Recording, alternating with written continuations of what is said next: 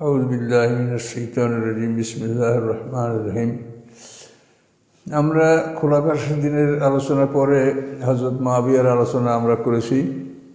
মুআবিয়া ৬০ হিজরিতে রজব মাসে এসে ইন্তেকাল করেন।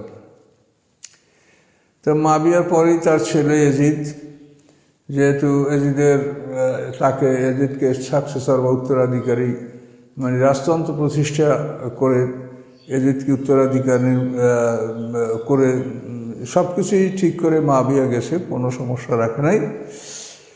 তো মুআবিয়ার ইন্তেকালের খবরের পরেই ইয়াজিদ বাইরে ছিল, সে সিংহাসন আরোহণ করলো। কিন্তু সাথে সাথে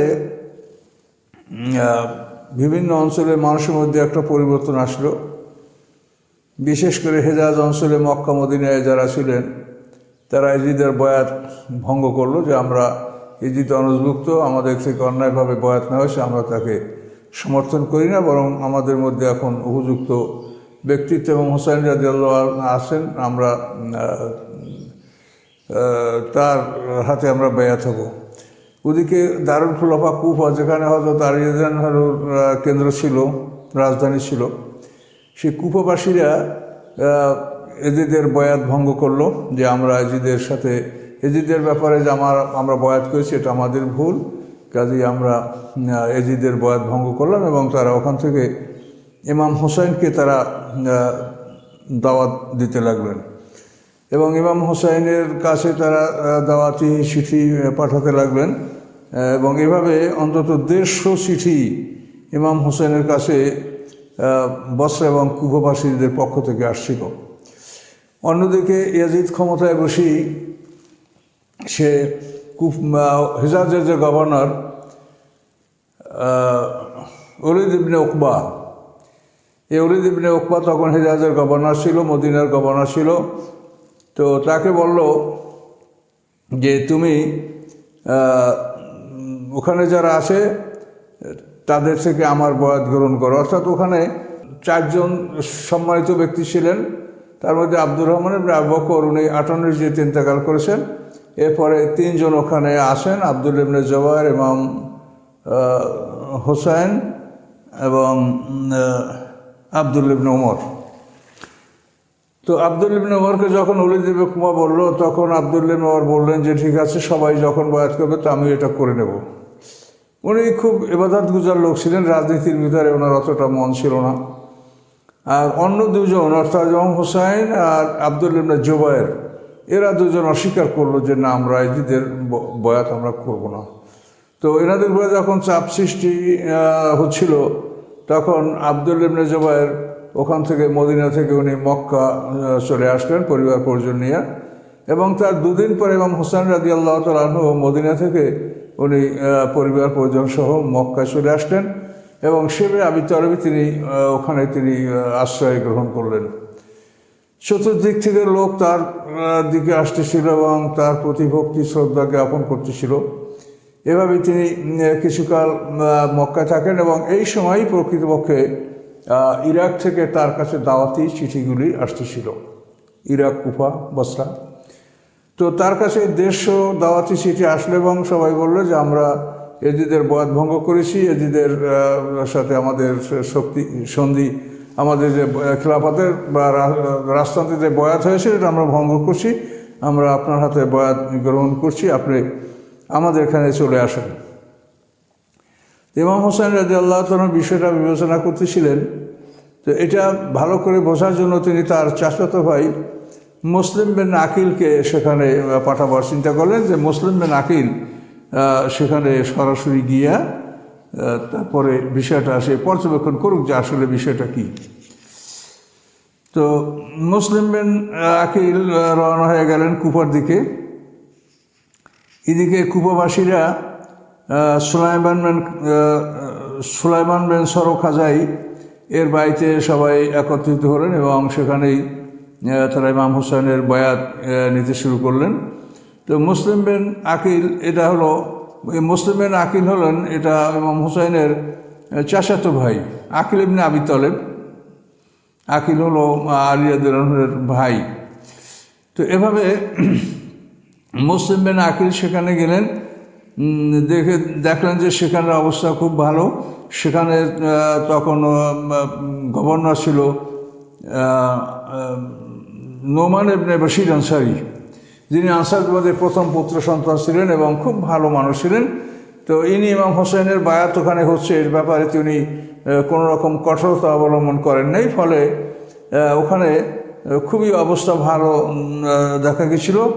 তো এভাবে সেখানে মুসলিম বিন আকিল ইমাম হোসেনের পক্ষে 20,000 লোকের বয়াত গ্রহণ করলেন এবং ইমাম হোসেনকে জানালেন যে এখানে আপনার জন্য অবস্থা ভালো, আপনি আসতে পারেন। তো ইমাম হোসেনকে খবর দেওয়ার পরে ইমাম হোসেন মক্কা থেকে জিলহজ মাসে 61 শুরু হয় না, এই জিলহজেই তো আর 60 শেষ হবে, তারপর 61 শুরু হবে। তো এই জিলহজ মাসের 8 তারিখ ইমাম হোসেন মক্কা থেকে কুফায় রওনা করবেন। কিন্তু মক্কায় তার যারা আত্মীয় স্বজন এবং শুভাকাঙ্ক্ষী ছিল তারা সবাই তাকে মানা করলেন যে কোনোভাবেই আপনি কুফায় যাবেন না, কুফাবাসী গাদ্দার, ওরা গাদ্দারি করবে, ওরা আপনার সাথে ওয়াদা ঠিক রাখবে না, আপনাকে ওখানে যাওয়া ঠিক হবে না। আপনি যদি কোথাও যান তো আপনি ইয়ামানে যাইতে পারেন, যেহেতু ইয়ামানের লোকেরা আপনার বাবার হাতে ইসলাম গ্রহণ করছে, ইয়ামানে আপনার বাবার অনেক ভক্ত আছে, কাজে আপনি গেলে এখান থেকে দক্ষিণ দিকে ইয়ামানে যান, কিন্তু উত্তর দিকে ওই সফর আপনার জন্য পছন্দ করি না। কিন্তু ইমাম হোসেন কারো কথা শুনলেন না। তিনি বললেন যে যেখানে আমাকে চাচ্ছে আমি সেখানে যাব, যেখানে আমার চাহিদা নাই সেখানে আমি কেন যাব। তো আসলে আল্লাহর হুকুম যা হওয়ার, যেটা হবার তা হবেই। এই জন্য শেষ পর্যন্ত ইমাম হোসেন রাদিয়াল্লাহু তাআলা জিলহজ মাসের 8 তারিখে উনি কুফার দিকে রওনা করেন। এদিকে ইয়াজিদ যখন জানতে পারলো যে ইমাম হোসেন এই অঞ্চলের দিকে আসতেছে, তখন ইয়াজিদ অস্থির হয়ে গেল। তখন বিষয়টা কি করা যাবে, তখন এ ব্যাপারে একটা সিদ্ধান্ত গ্রহণ করার জন্য মুআবিয়ার উজির ছিল একজন খ্রিস্টান উজির, সারজুন ইসাই। এই সারজুন ইসাই খ্রিস্টান, এর কাছে ইয়াজিদ বলল যে এখন আমার এই অবস্থায় কী করা দরকার। তখন সেই সারজুন ইসাই ইয়াজিদকে পরামর্শ দিল যে কুফার যে গভর্নর নোমান ইবনে বশির আনসারী, তাকে বরখাস্ত করো। বরখাস্ত করার পরে তুমি সেখানে উবাইদুল্লাহ ইবনে জিয়াদ, যার কথা আমরা আগেই শুনেছি যে জিয়াদ ইবনে সুমাইয়ার ছেলে উবাইদুল্লাহ ইবনে জিয়াদ খুবই জালেম মানুষ, এই উবাইদুল্লাহ ইবনে জিয়াদকে কুফার গভর্নর করা হোক এবং নোমান ইবনে বশির আনসারীকে সেখান থেকে বরখাস্ত করা হোক এবং মুসলিম বিন আকিল যিনি আসছেন ইমাম হোসেনের পক্ষ থেকে, তাকে যেন হত্যা করা হয়। তো ইয়াজিদ এই সারজুন ইসাইয়ের পরামর্শ অনুযায়ী সে একই উবাইদুল্লাহ ইবনে জিয়াদকে বলল যে আমি বসরার সাথে তোমাকে কুফার গভর্নর দান করছি এবং এটা তোমার হলো জীবনের একটা পরীক্ষা, তোমার উন্নতি অবনতি এখানে এটার উপরে নির্ভর করবে যে ওখানে তুমি গিয়া মুসলিম বিন আকিলকে হত্যা করো এবং অবস্থা মোকাবেলা করো এবং হোসেন আসে তাকে তুমি ঠেকাও এবং তার বিরুদ্ধে তোমাকে মোকাবেলা করতে হবে এবং জিততে হবে। তো এই ফরমান যখন উবাইদুল্লাহ ইবনে জিয়াদ পাওয়ার পরে সে কুফার দিকে রওনা করলো। আর এদিকে ইমাম হোসেনও কুফার দিকে রওনা করছেন। কিন্তু ইমাম হোসেনের কুফা আসার আগেই উবাইদুল্লাহ ইবনে জিয়াদ সে কুফায় আসলো এবং ক্ষমতা দখল করলো। ক্ষমতা দখল করার পরে সে মুসলিম বিন আকিলকে হত্যা করে ফেলল। এই ঘটনা এদিকে ঘটলো, ওদিকে ইমাম হোসেন রাদিয়াল্লাহু তাআলা আনহু অগ্রসর হোসেন। কিন্তু ইমাম হোসেন রাদিয়াল্লাহু তাআলা আনহু সালাবা নামে জায়গায় যখন এসে উপস্থিত হন, তখন উনি জানতে পারলেন যে মুসলিম বিন আকিলকে হত্যা করা হয়েছে। আর অপরদিকে ইমাম হোসেনকে মদিনায় ফেরত নেওয়ার জন্য তার আরেক ভাই জাফর ইবনে আবি তালেবের ছেলে আবদুল্লাহ ইবনে জাফর, সে মদিনার গভর্নরের পক্ষ থেকে মানে নিরাপত্তা নামা পত্র লিখে সেই পত্র নিয়ে তিনি ইমাম হোসেনের কাছে এসে দেখা করলেন এবং বললেন যে মদিনায় চলেন ফেরত, আপনার কোনো সমস্যা হবে না, মদিনার গভর্নর আপনাকে নিরাপত্তা দান করছে, আপনি মদিনায় চলেন। হযরত জাফর ইবনে আবি তালিবের ছেলে আবদুল্লাহ ইমাম হোসেনকে কথা বললেন, কিন্তু ইমাম হোসেন সেটা গ্রহণ করলেন না। তখন তিনি বললেন যে আজ রাত্রে আমি নানাজানকে স্বপ্নে দেখেছি, আমি আল্লাহ রসুলকে আমার নানাজানকে স্বপ্নে দেখেছি, তিনি আমাকে একটা কাজ করে যেতে বলেছেন, সেই কাজটা আমি করেই যাব। এবং তিনি কি বলেছেন এই স্বপ্নের ব্যাখ্যা বা এই স্বপ্ন আমি মৃত্যুর পূর্বে আমি কাকে বলবো না। এই বলে তিনি আবদুল্লাহ ইবনে জাফরের অনুরোধ তিনি রাখলেন না, তিনি ওখান থেকে সামনের দিকে অগ্রসর হলেন। কিন্তু তিনি জানতে পারলেন যে সালাবা নামে জায়গায় পৌঁছি তিনি জানতে পারলেন যে মুসলিম বিন আকিলকে হত্যা করা হয়েছে। এখন উনি কি করবেন, সামনে অগ্রসর হবেন কি হবেন না। তো উনি তখন ইমাম হোসেন চিন্তা করলেন যে এখন বিষয়টা কি করা যাবে। তো ইমাম হোসেনের সঙ্গী সাথীরা বলেন যে তাহলে আমাদের ফিরে যাওয়াই উত্তম হবে। কিন্তু মুসলিম বিন আকিল যিনি ওখানে শাহাদাত বরণ করছেন ওবায়দুল্লাহ ইবনে জিয়াদের হাতে, তার ছেলেমেয়েরা ভাইরা তারা এটা অস্বীকার করলো যে আমরা কোনো ক্রমে ফিরবো না, যেখানে আমাদের পিতা আবার ভাইরা বলে আমাদের ভাই যেখানে নিহত হয়েছে আমরা অবশ্যই সেখানে যাব, আমরা ফিরবো না। তখন ইমাম হোসেন রাদিয়াল্লাহু তাআলা আনহু কুফার দিকে অগ্রসর হতে তিনি বাধ্য হলেন। এভাবে যখন তিনি কুফার দিকে অগ্রসর হতে বাধ্য হলেন, তখন ওবায়দুল্লাহ ইবনে জিয়াদ যেহেতু সে আগেই কুফায় এসে পৌঁছে গেছে, সে ওবায়দুল্লাহ ইবনে জিয়াদ কী করলো, ও 2000 সৈন্য নিয়ে একটা দল সামনের দিকে পাঠালো ইমাম হোসেন কোন পথে আসে, কীভাবে কী আসে তার খবর নেওয়ার জন্য। তো এই 2000 সৈন্যের সেনাপতির নাম ছিল হোর তামিমি। এই হোর তামিমি ইমাম হোসেনকে অগ্রসর হয়ে অনুসন্ধান করতেছিলেন যে ইমাম হোসেন কোন পথে কোন দিকে আসে। তো শেষ পর্যন্ত হোর তামিমির সাথে ইমাম হোসেনের সাথে জুসাম নামে একটা জায়গায়, এই জায়গায় বসে ইমাম হোসেনের সাথে হোর তামিমির সাথে দেখা হয়ে গেল। তো হোর তামিমির সাথে দেখা হয়ে যাওয়ার পরে তো তারা এখন এই জুসামে অবস্থান করলেন। তো এখান থেকে ওবায়দুল্লাহ ইবনে জিয়াদকে খবর দেওয়া হলো যে ইমাম হোসেনের কাফেলা পাওয়া গেছে জুসামে।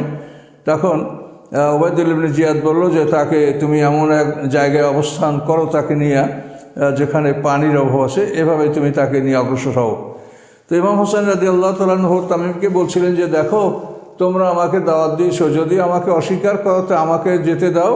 তখন ও বলল যে না, আমরা কোনো অবস্থাতেই আপনাকে ওবায়দুল্লাহ ইবনে জিয়াদের কাছে পৌঁছাবো, এর পৌঁছানো ছাড়া আমরাও যেতে পারবো না, আপনিও যেতে পারবেন না।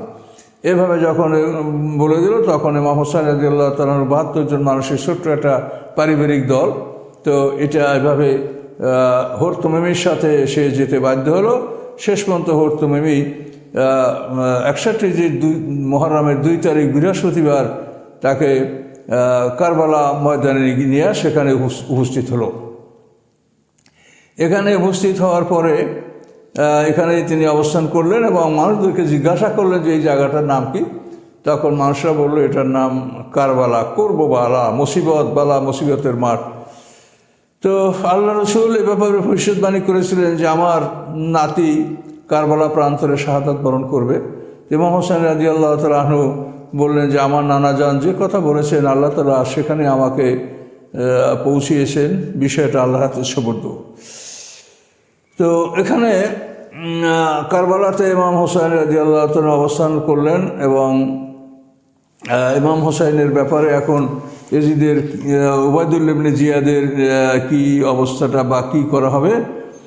এখন ওবায়দুল্লাহ ইবনে জিয়াদ সে আরও 4000 সৈন্য নিয়ে আমর ইবনে সাদ তাকে কারবালায় পাঠালো। এই আমর ইবনে সাদ এই কিন্তু এর পিতা হলো আশারে মুবাশশার রকম সাদ ইবনে আবি ওয়াক্কাসের ছেলে আমর ইবনে সাদ। তো এই আমর ইবনে সাদ একে 4000 সৈন্যের নেতৃত্ব দিয়ে তাকে পাঠানো হলো কারবালা প্রান্তরে এবং বলা হলো যে ইমাম হোসেনের বিরুদ্ধে তোমাকে যুদ্ধ করতে হবে। এবং তাকে বলা হলো যে তোমাকে রে এবং দাইলামের গভর্নর করা হবে যদি তুমি এই যুদ্ধ করো এবং জয়যুক্ত হও, আর যদি এটা না করো তাহলে তোমাকে পদচ্যুত করা হবে, অপমান করা হবে। এভাবে আমর ইবনে সাদ 4000 সৈন্য নিয়ে কারবালা প্রান্তরে আসলেন। তো আসার পরে কিন্তু সবাই কেউ চাচ্ছেন না যে ইমাম হোসেনের বিরুদ্ধে আমরা লড়াই করবো এবং তাকে হত্যা করব। এটা কিন্তু সবার কাছে এটা খারাপ লাগছিল। কিন্তু যেহেতু এই যে দুনিয়া রাষ্ট্রীয় ক্ষমতা রে এবং দাইলামের গভর্নর হিসেবে সাদ আমর ইবনে সাদ, তো ওদিকে ওবায়দুল্লাহ ইবনে জিয়াদকে বসরার গভর্নর করা হয়েছে, এই সমস্ত সুযোগ সুবিধা এগুলির কারণে মানুষ বুঝে শুনেও কিন্তু শেষ পর্যন্ত ইমাম হোসেনের বিরুদ্ধে তারা যুদ্ধ করার জন্য তারা রাজি হয়েছিল। তো কারবালা প্রান্তরে আমর ইবনে সাদ এসে ইমাম হোসেনকে বললেন যে আপনি এখানে কেন আসছেন? তো বললো যে তোমরাই তোমাকে দাওয়াত দিয়েছো, তোমাদের দাওয়াত পেয়ে আমি আসছি, এখন যদি তোমরা অপছন্দ করো তো আমাকে যেতে দাও। তো আমর ইবনে সাদ বিষয়টা মনে করলেন যে হয়তো বা এটা সম্ভব হবে। তিনি এই বিষয়টা ওবায়দুল্লাহ ইবনে জিয়াদকে জানালেন যে ইমাম হোসেন তো অনুমতি চাচ্ছে যে তাহলে যুদ্ধ করবে না, তিনি ফিরে যাবেন। কিন্তু তখন ওবায়দুল্লাহ ইবনে জিয়াদ বলল যে তুমি প্রথমে ইমাম হোসেন থেকে এজিদের বয়াত লও, সে বয়াত যদি করে, এজিদের হাতে বয়াত হয়, খেলাফতের মানে সে যে রাজা হয়েছে এটা যদি সে ইমাম হোসেন বয়াত গ্রহণ করে, তারপর আমরা বিবেচনা করব যে তাকে ফেরত দেওয়া হবে না করা হবে, সেটা পরে বিবেচনা, কিন্তু আগে তুমি ইমাম হোসেনের থেকে বয়াত লও। তো এই কথা যখন ওবায়দুল্লাহ ইবনে জিয়াদ বলল, তো আমর ইবনে সাদ বললেন যে আপনি এজিদের বয়াত গ্রহণ ছাড়া কোনোভাবেই আপনাকে যেতে দেওয়া বা অন্য কিছু ফয়সালা আপনার করা সম্ভব না। তখন ইমাম হোসেন বললেন যে আমি কোশ্চিনকালেও এই না হাল অনুপযুক্ত এদের হাতে আমি কখনোই বয়াত গ্রহণ করব না, এটা শরীয়তের খেলাফ, ইসলামের বিপরীত, কাজে এটা আমি কখনোই করব না। এইভাবে কারবালা প্রান্তরে তাদের মত বিনিময়, এবং কেউই চাচ্ছে না যে ইমাম হোসেনের বিরুদ্ধে আমি যুদ্ধ করি। এরপরে মুহররম মাসের 9 তারিখ, এখন কিন্তু 61 দিন শুরু হয়েছে, 60 পার হয়ে গেছে, জিলহজের পরেই মুহররম। এই মুহররমের 9 তারিখ ইবনে জিয়াদ কী করলো, শিমরকে সেখানে পাঠালো। শিমরকে সেখানে পাঠালো এবং আমর ইবনে সাদকে সে বলে পাঠালো যে আমর ইবনে সাদকে বলো যে তুমি যদি যুদ্ধ না করো তো তোমার পরিবর্তে শিমর সেনাপতি হবে এবং রে এবং দাইলামের গভর্নর শিমরকে বানানো হবে। এভাবে যখন তাকে ধমক দেওয়া চিঠি দেওয়া হলো, তখন আমর ইবনে সাদ এই যুদ্ধের জন্য তিনি রাজি হলেন এবং যুদ্ধের জন্য মানে সিদ্ধান্ত করা হলো যে 10ই মুহররম এই যুদ্ধ হবে। এবং হোসেন রাদিয়াল্লাহু তাআলা একদিন সময় ছিলেন, 9 তারিখে শিমর মাঠে আসে, 10 তারিখ যুদ্ধ হবে। তো এভাবে তিনি প্রস্তুতি নিলেন এবং আল্লাহর কাছে যা দোয়া মোনাজাত বলা সারা রাত এটা করলেন। এবং এভাবে মুহররমের 10 তারিখের সেই রঙিন সূর্য উদয় হলো। মুহররমের সেই 10 তারিখ মর্মান্তিক ঘটনার দিনটি উপস্থিত হলো। তো ইমাম হোসেন রাদিয়াল্লাহু তাআলা সৈন্য নিয়ে তাদের মানে 72 জন মানুষ, এই তো তাদের মোট বাহিনী, আর ওরা হলো 6000। তো মাঠে যখন উপস্থিত হলেন, তখন ইমাম হোসেন রাদিয়াল্লাহু তাআলা একটা বক্তব্য দিলেন যে দেখো, আমাকে তোমরা হত্যা করবে এর কোনো অধিকার তোমাদের আছে কি? আমি কি তোমাদের মানুষ হত্যা করেছি? আমি তোমাদের কাউকে জখম করেছি? আমি তোমাদের কারো সম্পদ লুটে নিয়েছি? তোমরা আমাকে কেন হত্যা করবে? আমি রসুলের নাতি, আমি রসুল পাক সাল্লাল্লাহু আলাইহি ওয়াসাল্লামের নাতি, আমি আমার মা ফাতেমা, আমার পিতা আলী, আমার চাচা জাফর ইবনে আবি তালেব, আমার আব্বার চাচা আব্বাস রাদিয়াল্লাহু তাআলা, তোমরা সব জানো, তো আমাকে তোমরা কেন হত্যা করবে? তোমরা আমাকে আসতে বসে বলেই তো আমি আসছি, কাজী তোমরা ভালো না লাগে আমাকে বিদায় দাও। কিন্তু তখন ওই ইরাকের লোকেরা বলল যে আপনি ওবায়দুল্লাহ ইবনে আপনি এজিদের বয়াত কেন গ্রহণ করেন না? আপনি ওবায়দুল্লাহ ইবনে জিয়াদের কথা কেন শোনেন না? তখন বলেন তোমরা আমাকে দাওয়াত দিয়েছো, তোমরা তো আমাকে বলো নাই যে আপনারা এখানে এসে এজিদের বয়াত করবেন, এটা তো তোমরা আমাকে বলো নাই। তখন যে না, আমরা আপনাকে দাওয়াত দিইনি। এইভাবে কুফাবাসীরা গাদ্দারি এবং মিথ্যা বলতে শুরু করলো। শেষ পর্যন্ত আল্লাহর হুকুম যা ছিল, যুদ্ধ হবেই। তখন একটা ঘটনা ঘটলো, এই যে হুরতুমিমি যে 2000 সৈন্য নিয়ে প্রথম আসছিল, এই হুরতুমিমি তার ঘোড়াটা নিয়ে আসছে ইমাম হোসেনের সামনে অগ্রসর হলো। সে বললো যে আমি আপনাকে বাধা দিয়েছি, আপনাকে এই পর্যন্ত নিয়ে আসি, তো আমি এখন যদি আমি তওবা করি এবং আপনার দলে ফিরে যাই, তা আল্লাহ কি আমাকে মাফ করবে? তখন ইমাম হোসেন বলে যে এটা হতেই পারে, তওবা আল্লাহ কবুল করেন, তুমি যদি এখন আমার দলের সাথে সংযুক্ত হও এবং যুদ্ধ করো, তো আল্লাহ ক্ষমা করতে পারেন। এরপর হুরতুমিমি ইমাম হোসেন রাদিয়াল্লাহু তাআলা বাহিনীতে প্রবেশ করলেন, ওদের সেনাপতি। প্রবেশ করার পরে এরপরে যুদ্ধ শুরু হলো। তো এই 72 জন লোকের মধ্যে কিছু নারী শিশু আসে, মহিলারা আসে। তো এখন এই মতো অবস্থায় তারা এত বড় ৬,০০০ বাহিনীর বিরুদ্ধে কী করে তারা যুদ্ধ করবে? কারবালা প্রান্তরে এই যুদ্ধ শুরু হলো। যুদ্ধের পরে সকাল মানে চাষতে রক্তে এই যুদ্ধ হলো এবং ভয়ঙ্কর যুদ্ধ হলো এবং এরা খুবই শক্তিশালী এবং এরা এমনই আল্লাহ তাআলার এরা বান্দা যে এরা যুদ্ধ করে তাদের মারাত্মক ক্ষয়ক্ষতি করেছিল, কিন্তু করার পরেও মানে কোথায় ৭২ জন আর কোথায় ৬,০০০, এর কোনো আছে? তো শেষ পর্যন্ত ওরা আস্তে আস্তে এবং হোসাইন রাদিয়াল্লাহু তাআলার বাহিনী যারা ছিল তাদেরকে আস্তে আস্তে তারা সবাই শেষ করলো। শেষ পর্যন্ত মাত্র 4 জন লোক আসে, ইমাম হোসেন রাদিয়াল্লাহু ছেলে আলী আকবর, তারপরে কাসেম, তারপর ইমাম হাসান রাদিয়াল্লাহু ছেলে আবু বকর ইবনে হাসান, আর মুসলিম বিন আকিলের ছেলে আব্দুল্লাহ ইবনে মুসলিম। এই কটা লোক শেষ পর্যন্ত আসে এবং এইভাবে তারা এখন ইমাম হোসাইনকে রক্ষা করার জন্য তারা যুদ্ধ চালিয়ে যাচ্ছে। তো এইভাবে হতে হতে এমন অবস্থাতে দাঁড়ালো যে ওই 4 জনও সব শাহাদাত বরণ করলো এবং ফলে ইমাম হুসাইন রাদিয়াল্লাহু মাতা ফাতেমা রাদিয়াল্লাহু তাআলা, এই ফাতেমা রাদিয়াল্লাহু তাআলার সন্তানদের থেকে 16 জন লোক এখানে শাহাদাত বরণ করলো। তো এইভাবে এখন এই 4 জন শাহাদাত বরণ করার পরে ইমাম হোসাইনের শরীর তখন আঘাতে জরা হয়ে গেছে। 33টা তলোয়ারের আঘাত, মানে 30টা বল্লমের আঘাত, এইভাবে তিনি আঘাতে একেবারে চূর্ণ বিচূর্ণ হয়ে শেষ মতো একা মাঠে বসে পড়েছেন। তো মাঠে বসে পড়েছেন, কিন্তু একটু পানি মুখে দিবেন এমন চিন্তা ভাবনা করছেন, কিন্তু তিনি মাঠে বসা আছেন এমন অবস্থায়ও তার দিকে অগ্রসর হয় না, যেহেতু ইমাম হোসাইনের তাকে হত্যা করার এই পাপ কেউ ঘাড়ে নিতে চাচ্ছিল না। তারা অপরাধী, তারপরও তারা মুসলমান হিসেবে বিষয়টা তাদের অন্তরে খুবই পীড়া দিচ্ছিল। ইমাম হোসেন এভাবে মাঠে বসা আছেন, তিনি পানি পান করার ইচ্ছা করছিলেন। এমন সময় শিমর চিক দিয়ে বলে যে এখনও কেন বসে আছো, কেন তোমরা তাকে মারো না, কেন তোমরা আঘাত করো না? এই শিমর চিৎকার করে যখন কথা বলতে লাগলো, তখন এক পাপিষ্ট হুসাইন বিন নুমাইর সে ইমাম হোসেনকে লক্ষ্য করে একটা তীর নিক্ষেপ করলো। এই তীরটা তার গলায় লেগে এপাশ থেকে ওপাশ পার হয়ে গেল। এরপর জানাবেন শরাইক নামক এক ব্যক্তি তাকে তলোয়ারের আঘাত করলো, আর সেনান বিন আনাস নাকি তাকে বল্লম দ্বারা আঘাত করলো এবং এই সেনান বিন আনাস নাকি ইমাম হোসেনের মস্তিষ্ক দেহ থেকে দ্বিখণ্ড করেছিল। এইভাবে 10ই মুহররম কারবালা প্রান্তরে ইমাম হোসেন রাদিয়াল্লাহু তাআলা আনহুর শাহাদাত সংগঠিত হয়। ইন্না লিল্লাহি ওয়া ইন্না ইলাইহি রাজিউন। ইমাম হোসেনের শাহাদাতের পরে তার কাটা মস্তিষ্ক এবং অন্যান্য নেতাদের কাটা মস্তিষ্ক ওবায়দুল্লাহ ইবনে জিয়াদের কাছে পাঠানো হয়। ওবায়দুল্লাহ ইবনে জিয়াদ ইমাম হোসেনের দাঁতের উপরে তলোয়ার চালাইয়া খটখট করে শব্দ করেন এবং সেখানে একজন সাহাবী উপস্থিত ছিলেন, তিনি খুবই কাঁদলেন এবং ওখান থেকে বের হয়ে গেলেন। তো এভাবে এদেরকে হত্যা করার পরে তাঁবুর দিকেও তারা অগ্রসর ছিল এবং নারীদের পোশাক কাপড় চোপড়ও তারা ছিনিয়ে নিয়েছিল, কিন্তু জয়নাল আবদিন ইমাম হোসেনের ছেলে অসুস্থ ছিল, তাকেও হত্যা করার জন্য ওরা অগ্রসর ছিল। কিন্তু আমর ইবনে সাদ নিষেধ করলো যে জয়নাল আবদিনকে হত্যা করো না, আর তোমরা ওখানে বাচ্চা এবং মহিলাদের তাঁবুতে প্রবেশ করবে না। এইভাবে ইমাম হোসেন রাদিয়াল্লাহু তাআলা আনহু কারবালা প্রান্তরে শাহাদাত বরণ করেন। তো সম্মানিত সুধী, তো এই ঘটনা ইসলামের সবচাইতে মর্মান্তিক ঘটনা। এই ঘটনাটা সংঘটিত হয়েছে 61 মুহররমের 10 তারিখ।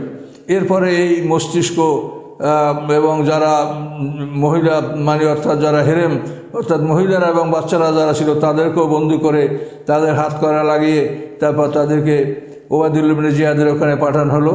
ওবায়দুল্লাহ ইবনে জিয়াদ এদেরকে অপমানজনকভাবে মানে দাঁতের উপরে তলোয়ার টেনে খটখট করে শব্দ করলো। এরপরে এদেরকে এজিদের দরবারে এরা পাঠিয়ে দিল সেই দামেস্কে, আর বন্দীদেরকেও সেখানে পাঠিয়ে দেওয়া হলো। এই দিনটি পৃথিবীর ইতিহাসে খুবই মর্মান্তিক দিন। আল্লাহ রসুলের একমাত্র দৌহিত্র এখানে কারবালা প্রান্তরে শাহাদাত বরণ করলেন। সালমা আনসারী এক মহিলা, আনসার মহিলা বর্ণনা করেন যে আমি ওই দিন উম্মুল মুমিনিন রাসূলুল্লাহ সাল্লাল্লাহু আলাইহি ওয়াসাল্লামের স্ত্রী সালমা রাদিয়াল্লাহু আনহা আমি প্রবেশ করেছিলাম। আমি তাকে দেখতে পেলাম যে তিনি কাঁদতেছেন।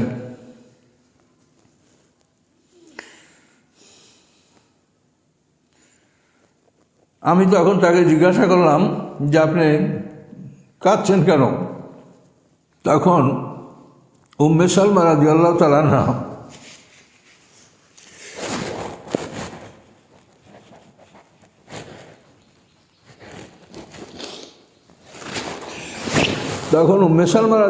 আনহা বলেন যে আমি আল্লাহ রসুলকে স্বপ্নে দেখেছি।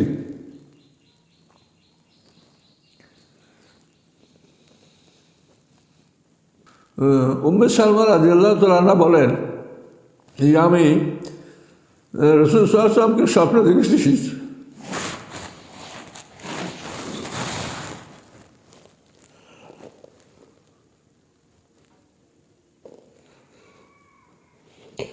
উম্মে সালমা রাদিয়াল্লাহু তাআলা আনহা বলেন যে আমি আল্লাহ রসুলকে স্বপ্নে দেখেছি যে তার মাথা এবং দাড়িতে ধুলোবালি। তখন আমি আল্লাহ রসুলকে জিজ্ঞাসা করলাম, ইয়া রাসূলুল্লাহ, আপনার এই অবস্থা কেন? তখন তিনি বললেন যে আমি কারবালা প্রান্তরে ইমাম হোসেনের শাহাদাত দেখার জন্য গিয়েছিলাম।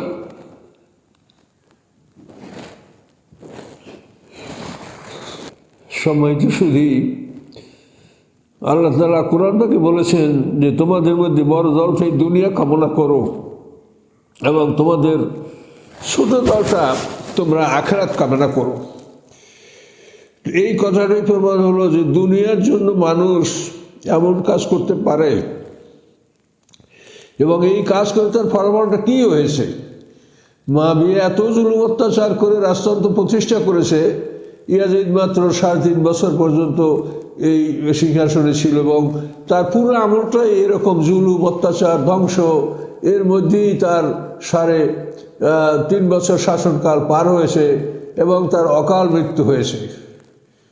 ইয়াজিদের অকাল মৃত্যু হয়েছে তার জুলুম অত্যাচারের কারণেই এটা আমরা মন্তব্য করতে পারি। তো সম্মানিত সুধী, ইমাম হোসেন রাদিয়াল্লাহু শাহাদাতের পরে তার মস্তিষ্ক দামেস্কে পাঠানো হয়েছে। সেখানে ইয়াজিদ ও ইমাম হোসেনের দাঁতের উপরে ছুরি টেনে দাঁতের উপরে খটখট শব্দ করেছে, তাকে অপমান করেছে। আবার সে কেঁদেছেও আর বলছে, এই তোমরা এরকম করলে কেন? তোমরা তাকে বন্দি করতে, আমি হলে তাকে হত্যা করতাম না, তোমরা কেন হত্যা করলে? আমি তো তোমাদেরকে হত্যা করতে বলি নাই। এইভাবে যারা ইমাম হোসেনকে হত্যা করেছে এবং মনে করছে যে আমরা এই যুদ্ধে জয়লাভ করে এই যুদ্ধের থেকে পুরস্কার লাভ করব, তারাও কিন্তু পুরস্কার লাভ করা দূরের কথা, বরং সিনান বিন আনাস নাকি এই উবাইদুল্লাহ ইবনে জুয়াদের দরবারে যখন এই মস্তিষ্ক নিয়ে ইমাম হুসাইনের প্রশংসাসূচক কবিতা পাঠ করছিলেন, তখন উবাইদুল্লাহ ইবনে জিয়াদ সেই সিনান বিন আনাস নাকিকে ওইখানে হত্যা করে ফেলে। তো এইভাবে এরা 10ই মুহররম পৃথিবীর বুকে মুসলমানদের ইতিহাসে সবচাইতে মর্মান্তিক ঘটনা ঘটিয়েছে এবং এই ঘটনার জন্য বিচারক আল্লাহ তাআলা। আমরা সবাই আসামি, আমরা আল্লাহর দরবারে সবাই যাব, বিচারক আল্লাহ তাআলা। কিন্তু আমার মতামত যেটা, এবং এটা আপনারাও বিবেচনা করতে পারে, সেটা হলো এই যে ইয়াজিদ এই কাজ করে যে অপরাধ করেছে, আমি বলবো যে বরং এর চাইতে বেশি অপরাধী ওই লোকগুলি যারা ইয়াজিদকে এই ক্ষমতা দান করেছে। তার কারণ ইয়াজিদ তার নিজের যোগ্যতা এবং দক্ষতার বলে কোনো দিনই সে মুসলিম জাহানের সে ক্ষমতার অধিকারী হতে পারত না, কিন্তু তাকে একদল অত্যন্ত ঘনিষ্ঠ সাহাবী রাসূলের বা একদল লোক এমন যারা সারা জীবন ইসলামের পক্ষে বহু কাজ করেছে, সেই লোকগুলি শেষ পর্যন্ত কীভাবে তারা দুনিয়ার প্রতি আকৃষ্ট হয়ে তারা এই লোকটাকে ক্ষমতায় বসিয়েছে। এই লোকটা নিজ বাহুবলে কোশ্চেনকালেও এই মুসলিম রাষ্ট্রের এই বিশাল সাম্রাজ্যের ক্ষমতা দখল করতে পারত না। কাজে যারা তার জন্য এটা তৈয়ার করে দিয়েছে তারা এই জন্য সবচেয়ে বেশি দায়ী। এটাই আসলে আমি যেটা বাস্তব মনে করি যে ইয়াজিদ কোনোদিনই নিজ বলে নিজ ক্ষমতায় সেই ক্ষমতা দখল করতে পারতো না। কাজে তার জন্য এটা যারা করেছে তারা সবচাইতে বড় অপরাধী। এই জন্য রাসূল সাল্লাল্লাহু আলাইহি ওয়াসাল্লাম বিশিষ্ট সাহাবীরা এই আমর ইবনে রাজের ভূমিকা, মুগির ইবনে শুবার ভূমিকা এবং মুআবিয়া নিজে তার ভূমিকা, এইভাবে যারা এই কাজগুলি করেছে তারা ইয়াজিদের চাইতেও বেশি দায়ী হবে। তো আল্লাহই ভালো জানেন, আল্লাহ বিচারক। আল্লাহ যদি ক্ষমা করেন তো আমাদের কিছু করা নাই, আমরা আল্লাহর গোলাম। কিন্তু আমরা এতটুকু জানি যে আল্লাহ ন্যায় বিচারক। আল্লাহ ন্যায় বিচারক। একজন সাহাবী একটু সন্দেহজনক কথা বলছিল, ওলিদ ইবনে উকবা, তাকে আল্লাহ কোরআনে বললেন জাকুম ফাসিকুম বিনাবাইন ফাতাবাইয়ানু, যে ফাসেক কোনো খবর বললে তোমরা পরীক্ষা নিরীক্ষা করো, পরীক্ষা নিরীক্ষা না করে ফাসেকের খবর তোমরা গ্রহণ করবে না। এটা আল্লাহ কোরআনে সাহাবীকে ফাসেক বলেছেন। তো আল্লাহ তাআলা এই জন্য কোনো সাহাবী হইলেই যে তাকে আল্লাহ মাফ করে দিবেন, আল্লাহর আইন এটা নয়। আল্লাহর আইন সকলের জন্য সমান, বরং সাহাবী হওয়ার পরে যদি কেউ অন্যায় করে তার শাস্তি বেশি হওয়ার সম্ভাবনা, তার শাস্তি বেশি হওয়ার সম্ভাবনা। যে আল্লাহ রসুলের সান্নিধ্য লাভ করে রাসূলকে দেখে মুসলমান হয়, তারপর তুমি জাহান্নামের কথা, পরকালের কথা তোমার বিশ্বাস হলো না, যে তুমি দুনিয়ার জন্য লুটতরাজ আর মারপিট করতেছো। কাজে যার পরকালের প্রতি বিশ্বাস হবে সে তো কোশ্চেনকালে ধরনের কাজ করতে পারে না। এই কাজগুলি প্রমাণ করে যে যারা পরকালকে ভুলে গেছে, তারা মনে করছে এই দুনিয়ার বাদশাহী রাজত্ব এটাই আমাদের জন্য সর্বশেষ বর্জ্য। সম্মানিত সুধীমণ্ডলী, তো এজিদের এই ঘটনার পরে এজিদ তার দরবারে যে মন্দিরে ছিল তাদেরকে বিশ্বস্ত ব্যক্তির নেতৃত্বে তাদেরকে এজিদ মদিনায় পাঠায় দিয়েছিল। তো এই ঘটনার পরে এজিদের দ্বিতীয় কর্মকাণ্ড হলো মদিনা শহরে সৈন্যবাহিনী প্রেরণ করে মদিনাকে তছনছ করা। যেহেতু মদিনার লোকেরা তো তার বায়াত গ্রহণ করে নাই, এই জন্য মদিনার প্রতি সে ক্ষিপ্ত ছিল। তো এই ঘটনাটা আমরা পরবর্তীতে আলোচনা করবো ইনশাআল্লাহ।